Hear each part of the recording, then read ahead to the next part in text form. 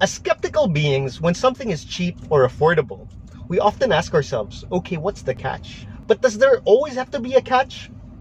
Maybe not.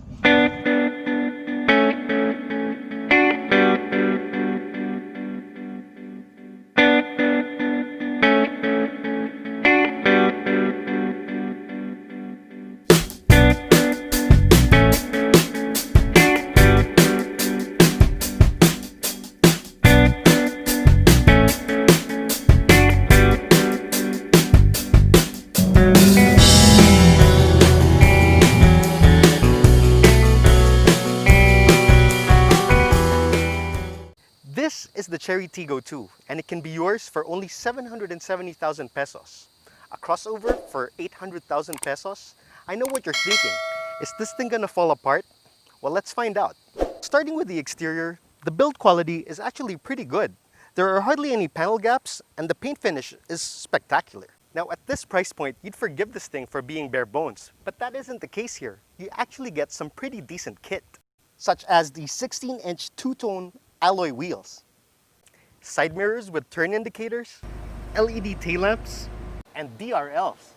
Now, I know that the Chery Tiggo 2 looks kind of small, but don't be fooled by its appearance, because this can actually hold 420 liters of trunk space. And there's probably a bit more room because of the sloping C-pillar, which actually extends the trunk to give it a bit more space.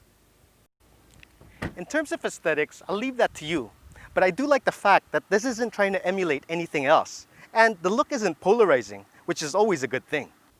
So inside, you'd be quite remiss to expect this thing to have fancy amenities like a leather-padded dashboard or wood panels. But this doesn't exactly feel low rent either. And yes, the materials do lean more towards the durable side. There are hard plastics here and there, but you won't feel like you've settled for less. Maybe because this exterior still exudes some character. And just like the exterior, it isn't exactly devoid of niceties either. For instance, you get these soft touch leather seats with cloth inserts, steering wheel controls, a catchy instrument cluster with multi-info display, airbags for the driver and passenger, and this 8-inch touchscreen which has a screen mirror link function, and a reverse camera. Now, the resolution isn't exactly what you would call high def, but it gets the job done. And I love the fact that it has active guidelines. In terms of ergonomics, everything is well within reach, but I wouldn't exactly call it intuitive because some buttons are oddly placed, such as the orientation of the volume buttons on the steering wheel and the drive mode selector, which is all the way over here next to your side mirror adjustments. But hey, let's be thankful that this has a drive mode selector, which is more than I can say for some of the vehicles twice the price.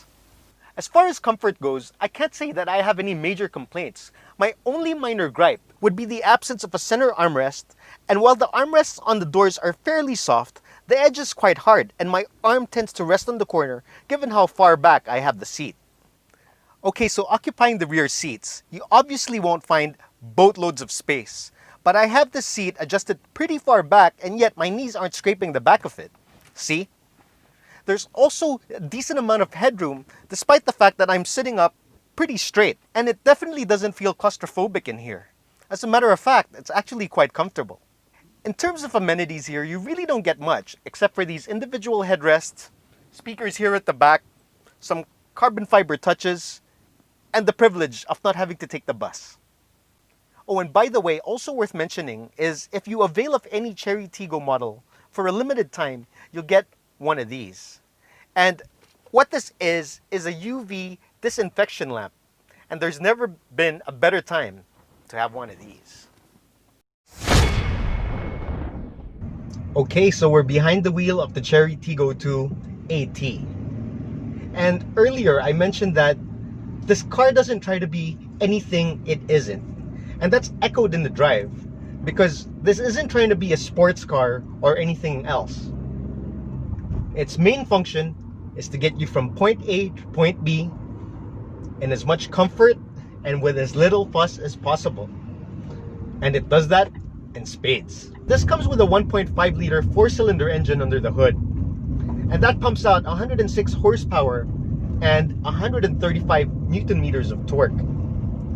So don't expect this to light the world on fire. But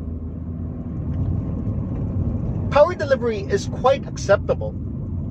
in the sense that it's very predictable and it really feels light off the line. Now there's lots of low-end torque and the car actually feels light to drive. But let's see how it accelerates.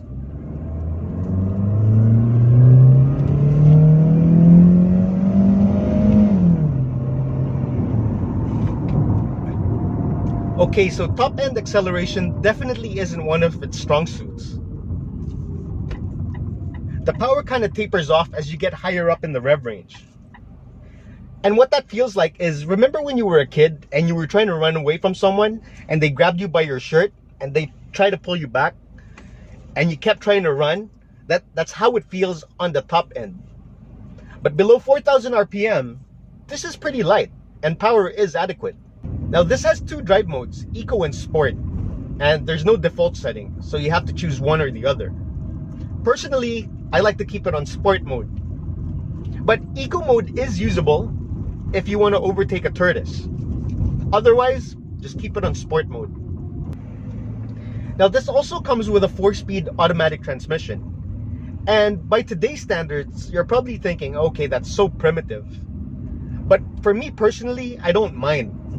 As far as transmissions are concerned, what matters to me more is really how it responds to your throttle inputs. And this one does it pretty well. So it gets the job done. And what I mean by it responding pretty well is that when you put your foot down, it's quick to downshift. And when you accelerate hard, it actually revs all the way to the red line. So unlike those transmissions from the 1990s that had a mind of its own, this doesn't. It still puts you in charge, and that's something I really like. So the lack of gears won't really take its toll on the driving experience, but you will pay a penalty as far as fuel efficiency is concerned, because in city driving we were only able to get 8 kilometers per liter, and upon stretching its legs we got 15 kilometers per liter. Now that's not bad, but it could be better. Now the suspension of the Tiggo 2 is very soft. And what that translates to is an extremely comfortable ride. However, if you have aspirations of being Michael Schumacher around the twisties, this may not exactly float your boat. But in terms of getting you from point A to point B as a daily driver, you really wouldn't want it any other way. Because in that regard, comfort should really be your main priority. As far as NVH is concerned, the Tiggo 2 does a pretty decent job in keeping all the noise from creeping in. However, as far as the insulation from the engine compartment is concerned, a lot of noise seems to creep in from there. See what I mean? Oh, and when you blow the horn, it sounds really loud inside. But at this price point, you can't expect this to be as quiet as a Rolls-Royce. So the last thing you want when buying a new car is something that feels like a chore to drive, regardless of how much you shelled out for it. And when it comes to the Chery Tiggo 2, it drives reasonably well. In fact, I wouldn't mind having this as my personal daily driver. Now this comes with the free 3-year preventive maintenance plan from Chery. It's also covered by a 5-year, 150,000 kilometer bumper-to-bumper warranty, while the engine has a 10-year, 1 million kilometer warranty. And if you still have your doubts and that doesn't put you at ease, I really don't know what will.